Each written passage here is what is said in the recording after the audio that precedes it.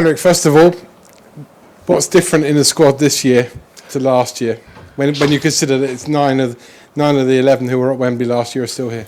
Well, I would say there's a tiny bit more experience. We've all grown one more year, and I think that's a lot for some of the young players, especially. So that's probably the difference. In terms of the disappointment from last year, how much will that, in the day or the hours leading up to the game, how much will that drive you on? We try not to think too much about that and just keep the joy and the excitement that we have in the squad this year, and just focus on where we are now and not what happened in the past. What players do personally, I can't say if that's what they need to look back at to like really drive them.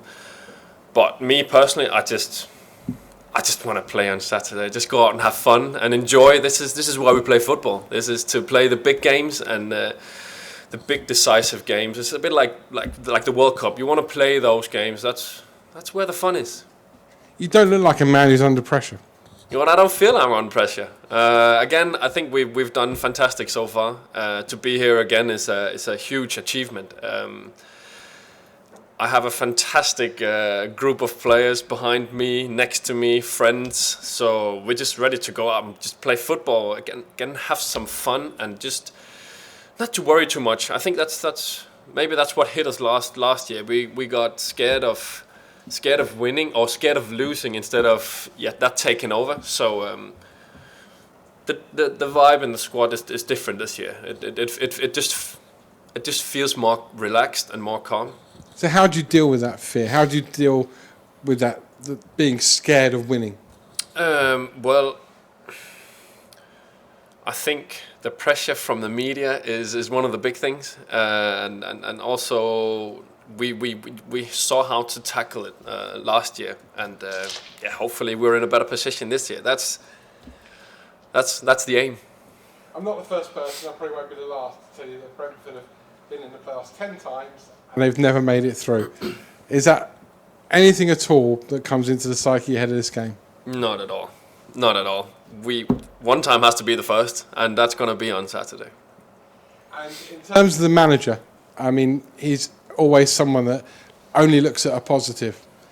What has he given you that's going to be a positive ahead of this game with Swansea? You played them twice already this year, very tight games, both 1-1 draws. We know it's going to be a tough game. Again, we try to focus on ourselves. I know it's a cliche, but I honestly believe that if we hit our top level, then we're going to be really, really hard to beat. And that's the only thing we focus about. Obviously, there's an opponent, but if we make it right, then I'm sure we'll make it. Just a couple more. You moved to this new stadium.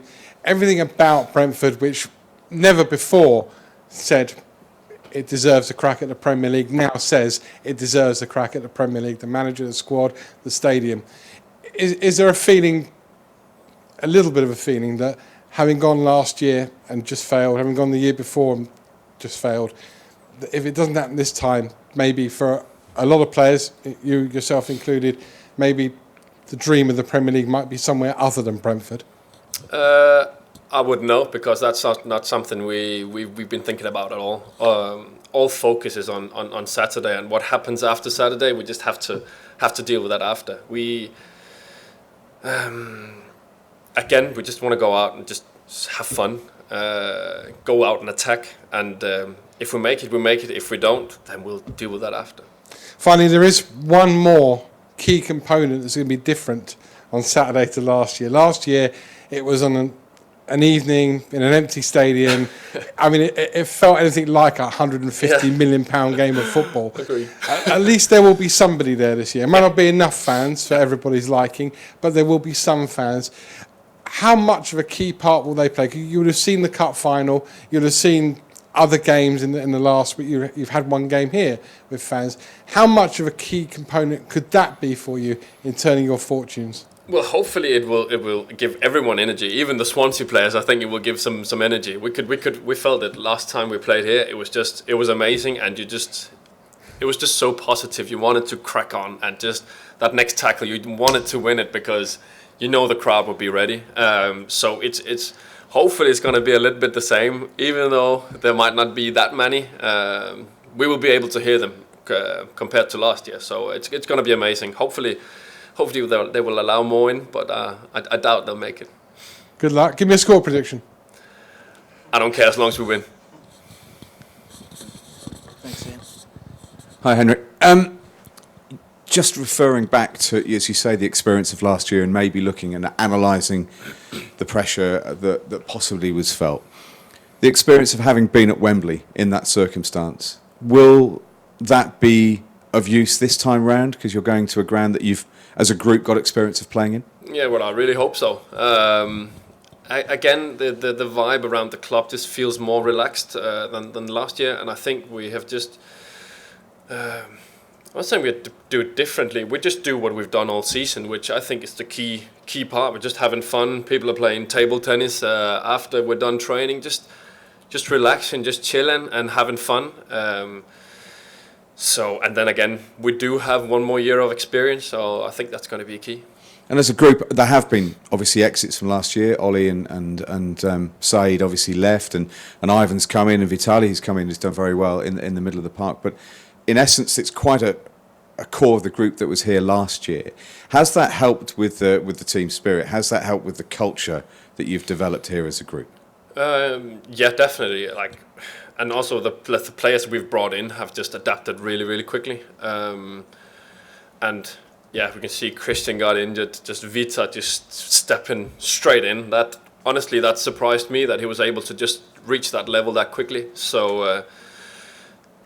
That's the kind of recruitment we have. That's the kind of players that we recruit. So it's just amazing to work with. And obviously it's good that we didn't change 10 players from last season. So yeah, obviously that's going to be a positive thing for us. And you talked about last weekend, great atmosphere in here with just not full, but it felt like it was full. Yeah.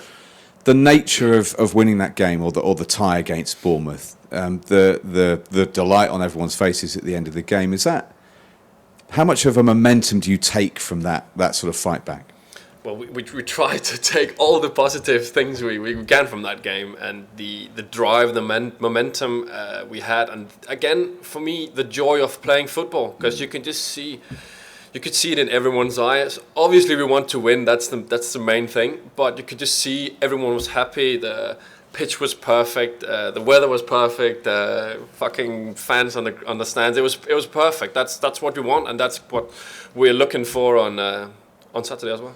And Thomas talks about creating the culture here, sort of the confident yet humble, the hungry yet humble, and also he talks about 24 hours to celebrate or 24 hours to commiserate and then just get on.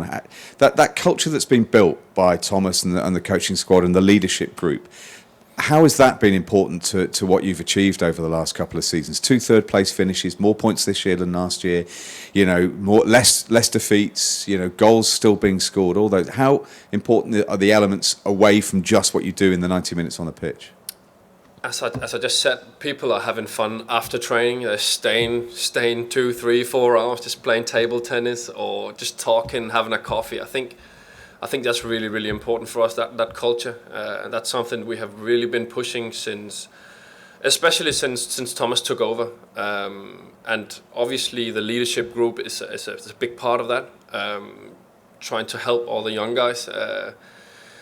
But again, the recruitment is just key as well, because you don't bring people in who doesn't fit and who doesn't want to adapt to the squad. And you can say that Ivan's a star, but I don't really think we have any big stars. It's a one unit, and the Brentford family. I know it's such a cliche, but that's how we feel, and you just enjoy coming to work every day, and that's a big part of it. And you talk about Ivan, maybe people because of the goals, but he rolls his sleeves up or rolls his socks down, whichever it is. But he seems to like the scrap as well. I mean, that's he's not a player shy of that, whichever penalty area he's in. Does that typify that spirit that you need to succeed? I think that's the perfect example. Everyone's ready to I'm going to say break a leg, but really just go in to take a tackle. If that's a left winger or that's a central defender, it doesn't matter. We're all ready to fight for each other. And players, finally for me, really, there are players who are going to miss out, who have been an important part over the last couple of years, injuries that have kicked in.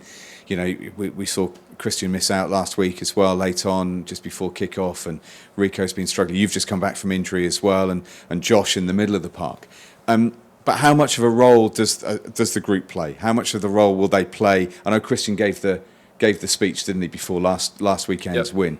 How much do the players who aren't even out on the pitch still sort of lead into that and drive into the group as a whole? Yeah, that's a funny thing. Even though you're injured, you're still like part of the family. So they're really trying to push you and encourage you, and obviously they're going to be there on Saturday. And I know Josh has been out in training, fucking limping out there, just trying to give a small speech. So he wants it just as much as the guys on the pitch, and that's it's so important for us. And finally, then, it's 90 minutes, and it's going out there with a smile on your face.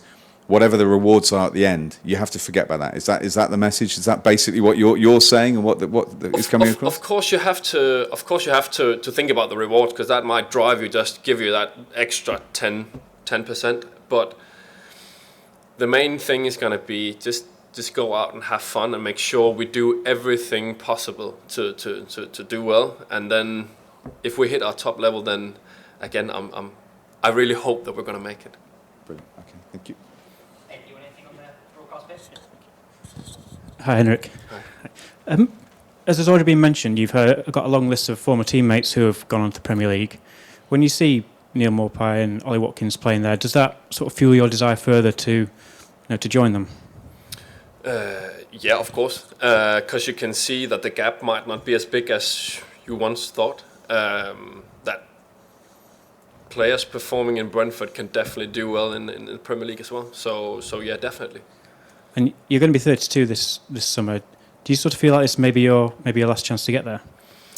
I haven't really thought about that. I don't feel 32. Let me put it that way. Well, again, our main focus is going to be on Saturday. And then we take it from there and see what happens. But yeah, it could be a tough discussion if we make it.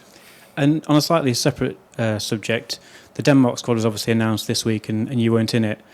How did you feel when that was announced, and was that to do with your injury? I don't think it has anything to do with my injury. He just chose another player. So yeah, obviously that hurt, and it still hurts. But I'm trying to turn it around, and hopefully he's watching the game on Saturday, and I'll go out and prove him wrong.